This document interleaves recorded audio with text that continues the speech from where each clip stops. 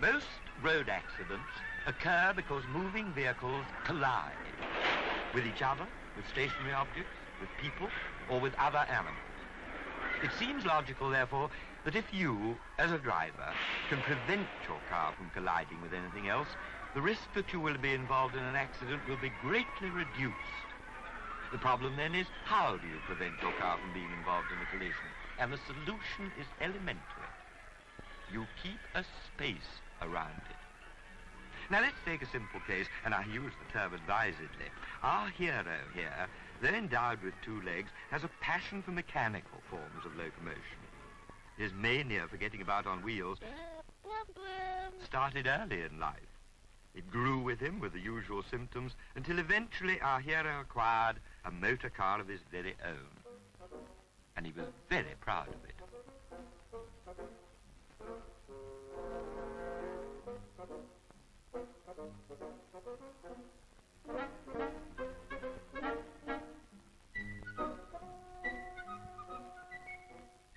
Now, it may seem strange, but at this time our hero was not a very popular motorist, and for a very simple reason. You see, the possibility had never occurred to him that his beloved car might, at some time, be involved in a collision. And so, of course, the idea of keeping a proper space around it had never entered his head. Thus, for example, when moving off, he never looked over his shoulder.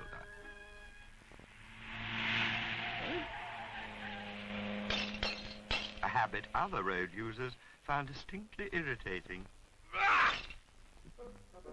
Another bad habit of his was never allowing sufficient space when passing parked vehicles. This often left their owners feeling a trifle unhinged. To pedestrians, he gave no thought at all. In crowded shopping centres, he drove much too close to the pavement. Not surprisingly, people thought such behaviour somewhat ill-bred. When turning to the left, he swung out too far across the road, which upset people.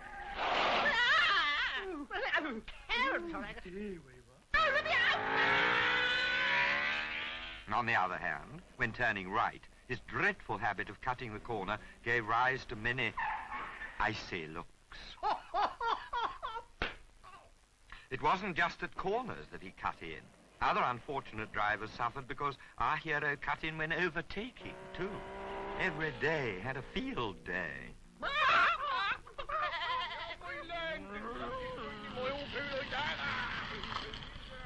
Quite often, important business transactions were affected by our hero's thoughtless driving.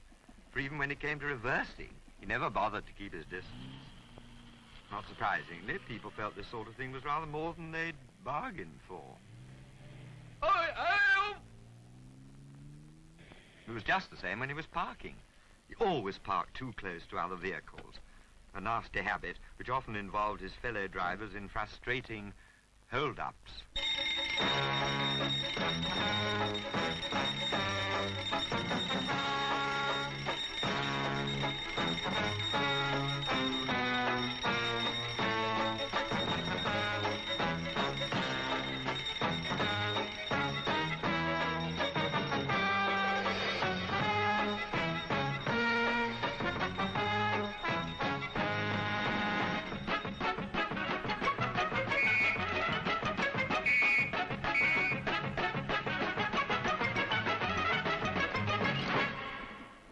Again, on the open road, our hero, with his usual inability to look ahead, would follow too close behind other vehicles. And one day, this really did result in something of a letdown. Righto, mate. Yet even then, our hero didn't learn his lesson, though the facts were all there in front of him, staring him in the face.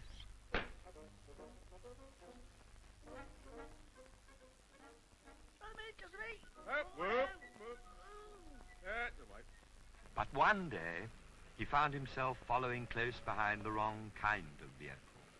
And then, at last, he realized that his car could be involved in a collision, just like anybody else's. And as he considered this unwelcome fact, the truth suddenly dawned on him. Of course, he hadn't been keeping sufficient space around his car. And there and then, he resolved to do things very differently in the future.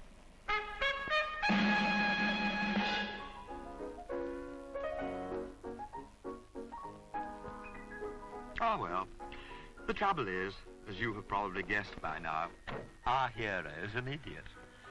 So perhaps it's not surprising that some of his ideas for keeping a safe distance around his car were just a shade impractical. Of course, one must admire his ingenuity and his dogged determination to carry things out to the letter in the face of some discouragement. Even when parking, he always took the most careful measures to ensure there was ample space for his car so that his fellow drivers would not be inconvenienced.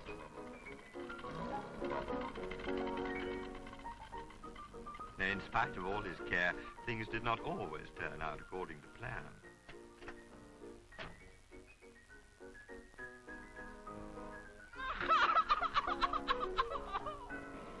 But if keeping space around a parked car proved difficult enough, a moving vehicle presented our hero with a much greater problem, because a tape measure is not much help in traffic.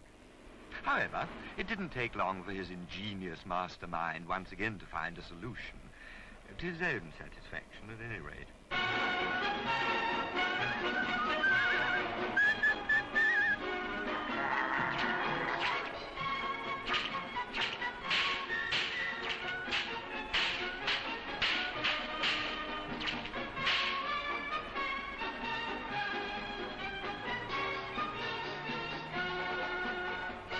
But alas, his moment of triumph was short-lived.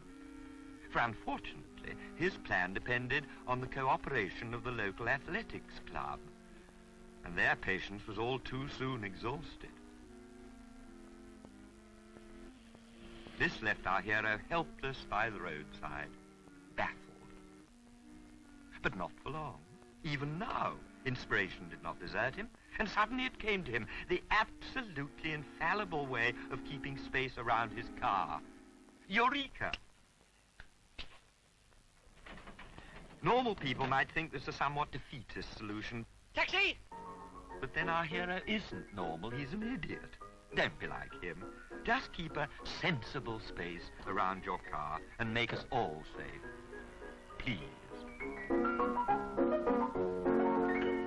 Who's he calling an idiot? Blimmin' cheek. Keep a sensible space around your car. Whew. Very helpful, that, isn't it? Now, all you want to know is, what is a sensible space? Well, I'm very pleased you asked me that, because I'm going to show you. Now, I've got to make an officially approved driving instructor, and I'm going to get him to take us a ride in my car. Come on. Here we go. Just watch. This bloke makes it look easy. Nice steady course. See that? No weaving. Space to the left, clear of the line of parked cars, leaving room for the usual would-be suicide. I'll tell you what, let's go back. Let's have that one again. Sit.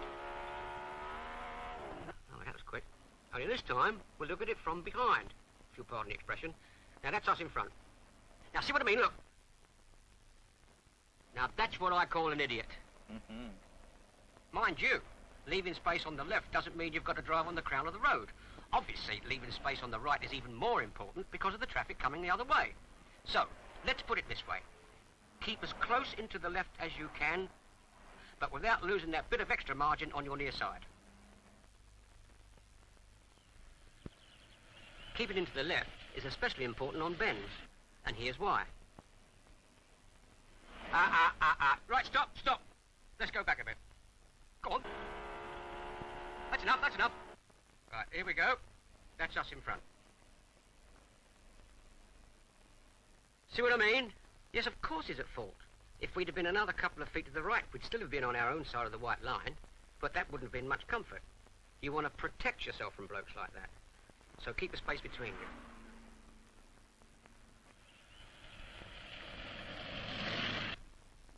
Overtaking is another maneuver where you need space. Plenty of space to your right you must have, obviously. And if you haven't got it, or can't see you've got it for a good long way ahead, we'll wait until you have. Now see, if we'd have overtaken then, we wouldn't have finished this picture, would we? But space on the left is just as important when overtaking. Give the car you're overtaking plenty of room and don't pull in too soon. Leave a safe space between yourself and the car you've just passed, like this. Don't cut in sharply in front of him.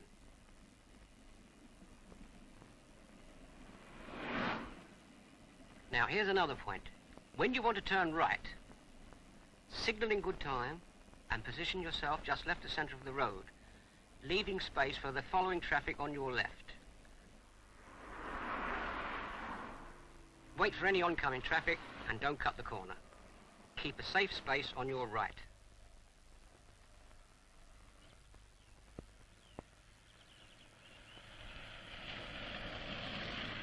Well now, space right and left is only two sides to the question.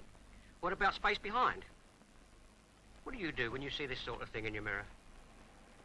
Blimey, he's in a hurry. All right, let's admit he's too close. He can't get past. He doesn't want to lose speed, so he stays on our tail. Obviously, if we could, we'd let him pass. But in this case, it's impossible. There's no room. He's still there. Of course, we could go faster, but so can he. If we try that, before we know where we are, he'll be pushing us faster than we want to go. Maybe faster than it's safe to go. Remember, in a situation of this kind, if you have to brake hard, he'll probably run into you. And he's bigger than you are. So the drill is, keep your speed down, so you've got time to brake gently, especially on winding roads. Well, there's not much else we can do about space behind us. That's up to the driver behind. But space ahead is a different story. There's plenty you can do about that. At traffic lights, it may be all right to be as close as this to the bloke in front, but not once you're on the move. Now you're on the move, you want to keep your correct distance, and that depends on your speed. The space you need to leave between yourself and the chap in front is the distance in which you could react and stop at the speed you're going if he stopped suddenly. Blimey, that was a mouthful. Hope you got it, because you're not going to get it again. Let's have a look at a few examples and see what correct distance means. On a dry day, driving at a steady 35 miles an hour, this would be a reasonable distance to leave between you and the car ahead.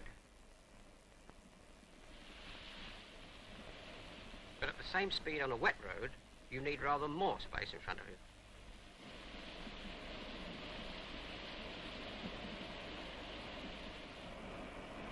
Doing 60 on a dry road, you need more still, because you're going faster.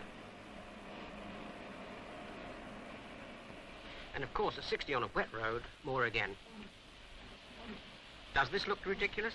Believe me, it's not. But all right, let's get closer. Let's go to what you think is safe. How's that? Reasonable, you think? But at 60, we're now exactly 1 second away from the car in front. Suppose a dog suddenly dashes out in front of him. See what I mean? So let's get back to a safe distance, shall we? That's better. Let's take one more example. Friday afternoon, everyone going off for the weekend. Lots of traffic, all moving at about 40, and of course all keeping a safe space ahead, like we are. Well, we all know what's going to happen. Here he comes, Fearless Fred, must overtake. And what'll you do? Keep closed up so that nobody else will slip in ahead of you? Or drop back and protect yourself with space, like I do. You hadn't realized I'd taken over, had you? See you on the coast, and remember, keep your distance.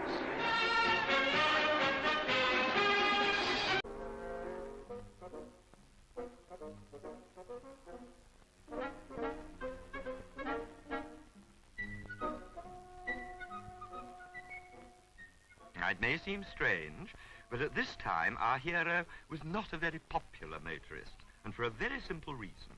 You see, the possibility had never occurred to him that his beloved car might, at some time, be involved in a collision. And so, of course, the idea of keeping a proper space around it had never entered his head.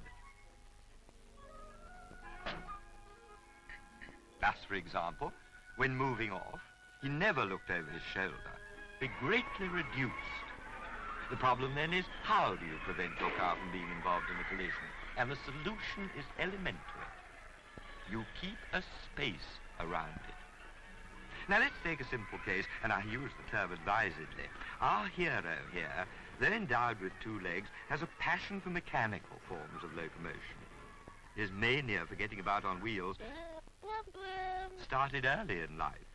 It grew with him with the usual symptoms until eventually our hero acquired a motor car of his very own. And he was very proud of it. Most road accidents occur because moving vehicles collide with each other, with stationary objects, with people, or with other animals. It seems logical, therefore, that if you, as a driver, can prevent your car from colliding with anything else, the risk that you will be involved in an accident will